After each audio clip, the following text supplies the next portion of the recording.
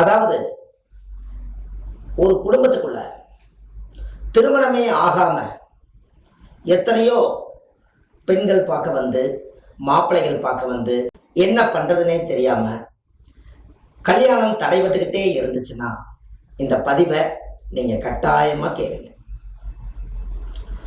அதாவது உங்களோட வாழ்க்கையில திருமணம் தடைபட்டுக்கிட்டே இருந்தா ஜாதகத்துல ராகு கேது தோஷம், நாகதோஷம், சர்ப்பதோஷம், கால சர்ப்பதோஷம், கலஸ்தர தோஷம், இது எல்லாத்தையும் தாண்டி கடவுள் வழியில போய் ஒரு திருமண காரியத்தை நடத்தலாம்.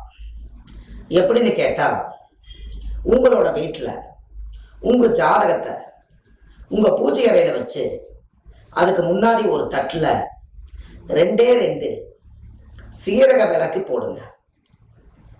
ஒரு மண் விளக்குல கொஞ்சம் சீரகம் அதில் போட்டு புது திரியை போட்டு நல்லெண்ணெய் ஊற்றி 48 நாள் நீங்கள் கண்டிப்பாக வச்சுட்டு வாங்க. இந்த 48 நாள் தீபம் போடுங்க. உங்கள் வீட்டில் திருமண காரியம் நல்ல விதமாக கைகூடும். அதுக்கு பேரே சீரகம். இந்த சீரகம்ங்கிறது உங்கள் வாழ்க்கையில் உடம்புல இருக்கக்கூடிய சீரகம் நம்ம சீர்திருத்தம் பண்ணுறது.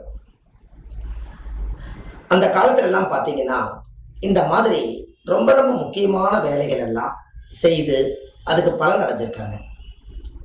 அப்போ அந்த சீரக விளக்குக்கு ஒரு சக்தி உண்டு. அந்த காலத்துல பார்த்தீங்கன்னா குழந்தை பிரசவம் ஆகலைன்னா அந்த நேரத்தில் சீரக தண்ணி கொடுப்பாங்க. பார்த்துருக்கீங்களா? இது எல்லாமே ஆதிகால பரிகாரம் தான். அப்போ அந்த ஒரு சீரகத்தை குடிச்ச உடனே அந்த உடம்புல இருந்து அது ஜீரகமாகி அது ஜீரணமாகி அந்த குழந்தை பிரசவம் ஆகும். அதே போலதான் நம்மளுடைய அகம் சரியா இருக்கணும்னா தான் முகம் சரியா இருக்கும்.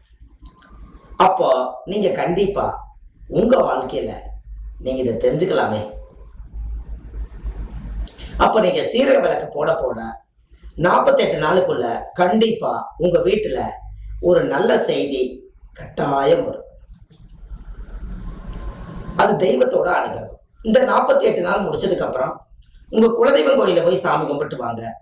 அப்படி இல்லைன்னா வீட்லயே நீங்க குலதெய்வத்தை நினைச்சு சாமி கும்பிட்டு அதோட முடிச்சிருங்க. அந்த 48வது நாள் மட்டும் தேங்காய் பழம், வெத்தலைப்பாக்கு, பூப்பழம் எல்லாம் வச்சு பூஜை பண்ணி அன்னத்தை லாஸ்ட் நாள் பூர்ணம் பண்ணிடுங்க.